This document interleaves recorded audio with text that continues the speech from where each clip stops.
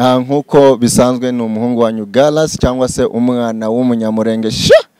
Uyu munsi rero ndabizi ko mutunguye kuko abantu benshi ntibamenyereye kuri kamera na micro ndi gukora ibiganiro ko sindi umunyamakuru, ariko uyu munsi ndabizi hari izina mwagiye mwumva mvuga nshimira inshuro nyinshi Mazeze Mporeza. Uyu ni umuvandimwe uturutse US, ni inshuti yanjye magara.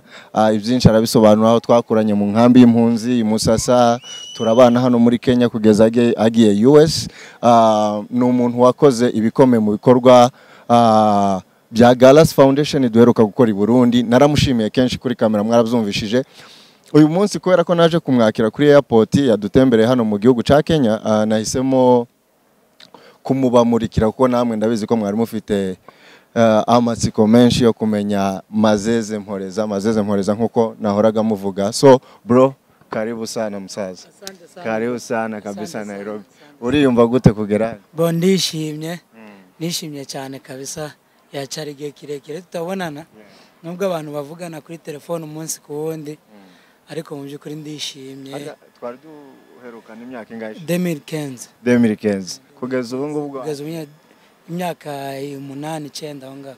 Igihe kinini warahindutse yaba ku mubiri waranabaye muremure. Nabaye muremure. Ndishimye. Mu by'ukuri ndabariza abantu kuko njewe sinokubaza turaziranye. Niki cyatumye wumva watera inkunga Galas Foundation muri biriya bikorwa twari dufite mu gihugu c'u Burundi mu bihe byashize? Icyo ni ikibazo umudukurikiye wese yakwibaza. Uyu munsi kibasubize turi kumwe. Mbo icyo ni ikibazo gisa nk'igikomeye kandi kirimo ibibazo byinshi bisaba kuba nosobanura cyane, ariko mu ijambo rimwe nk'uko kibajije nyine, ubundi nakunze gusapotinga Galas Foundation kuko icyambere ni ibikorwa gufasha abahungu b'abakongomani cyangwa se urubyiruko rw'abakongomani muri rusange tutarobanuye. Ni ibintu byiza ku giti cyanje mbitekerejeho nkanabishira no mu nyurabwenge. Ni igikorwa cyiza, icyo nicyo cyambere cyatumye numva nshaka gusapotinga Galas Foundation. Icyongeyeho Galas ubwiwe duhagararanye ni petit frère, ni grand frère cyangwa se buryo nabivugamo byose. Twarakuranye, nta cyatuma ntamusapotinga, afite igikorwa cyiza cyo gufasha abantu. Nuko reka mbonera kugushimira turi imbere ya kamera ko mu gikari naragushimiye, ariko ubwo tugeze hano Imana igumugisha kubera ko twarabanye mu nkambi y'impunzi nkuko nabivuzeho, ariko si wewe wenyine. Ira nkambi rimwe 9,000 n'abamaze kugenda basatira wenda uwo mubare, ariko uri umwe mu bantu bampamagaye barambwira ati Galas, bitewe n'ibikorwa maze kubona uko ukora muri Galas Foundation, muzukuri muvandimwe, nimba hari ikindi cyacu cyose uteganya uzambwira. Byarashobokaga ko wari kudufasha n'uburyo buto bushoboka, ariko wakoze ibintu bitangaje cyane. Nibyo byatumye nanje mpa agaciro kuza kwawe, ndabati ngomba kuza kukwakira hano nguhe pole y'urugenzi. So Imana igumugisha. Ikindi ubutumwa ngufitiye, abantu barishimye, urabizi ko bari abakinyi bose mu nkambi, wari umustar, wari umukinyi uteye ubwoba. Nashakaga ko ubyibwirira abantu babanza bamenye n'icyatumye ufasha abantu mu bijanye n'umupira hari. Mbo mu by'ukuri urabona nk'uko bivuze, nakuriye hariya mu nkambi y'Musasa. Nubwo twaje kuhava kera nza hano Nairobi, ariho naje kugirirwa amahirwe nkambuka mu bihugu bya hariya, ariko imusasa ni muhira narahakuriye, twahageze tukira abana.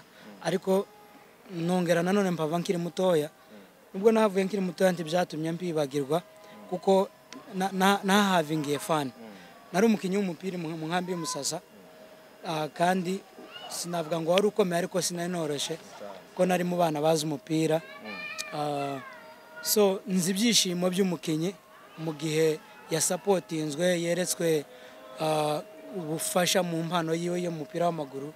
So rero ibyo nifuzaga ko bonkorera cyagi, nifuje ko nafatikanya na Galas Foundation nkabikorera abo nasize hariya bakishima, bagahabwa bya byishimo nifuzaga njyewe ntabonye njyewe nkabiba.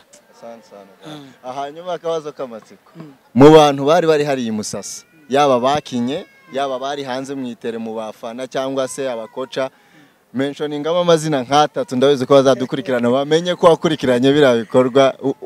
Mubo wasize i Musasa? Umubona asize i Musasa bakinye cyangwa bavuye no nabo waba warabonye hanze gusa bari guserebura?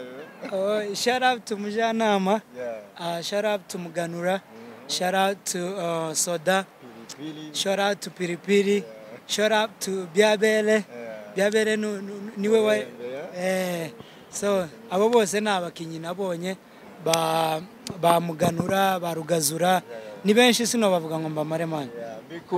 Mbivuze gutyo kugira ngo bumve ko ubashuhuje bro. Bari urabizi ko already wari waranakatisha tike, ntabwo ari ibanga, wari wakatisha tike, bari biteguye ko tuzahagerana.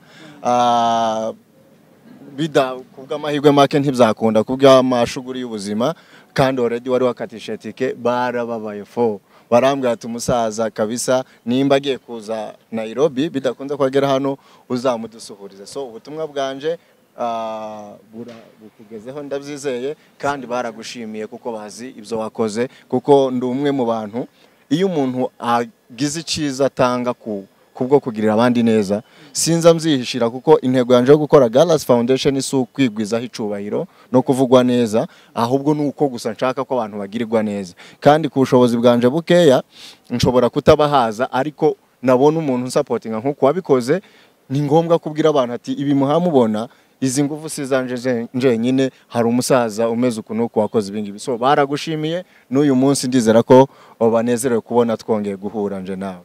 Sinzi nimba hari ico urenza aho, ndabizi urananiwe cyane. Bo ndananiwe nibwo ngishika n'indege yatinze, nagomba kugera hano kare, ndasa n'umuntu urushe. Gusa icyo nababwira bari abatipe bo mu nkambi bakihari, ndabizi ko hari abavuye nyuma y'ino shampiyona. Umutipe bita uriya muri umuntu yabereye yitwa nde Beno yahise hava nyuma ya shampiyona. Yaragiye? Twaramwakiriye ejo bundi muri Amerika nuko yari ari gukoca kuri finale. Yes, Beno twahise tumwakira nyuma y'ibikorwa. So n'abasigaye Galas Foundation ntago ndi umwe mu bakozi ba Galas Foundation, ariko ndi umwe mu bantu bifuza kandi bazakomeza kwifuza kuyisapotinga, ahubwo muzampayaringe mumukoze neza. Tukeneye abamemba bro, urakaza neza, natwe byadushimisha cyane. Kuko nicyo navuga nuko ibikorwa bizakomeza, ibyishimo byo tuzakomeza tubitange mu gihe Imana yatugiriye neza ikaduha ubushobozi. Ibyishimo byo ntibizahagarara rwose, bitegure n'ibindi birenze biri ababonye. Asante sana. So reka tukure kuruhuke, turi kumwe muri Nairobi, tuzahura kenshi, tuzaba turi kumwe iminsi yose ufite hano. So big up, turi kumwe. So yeah.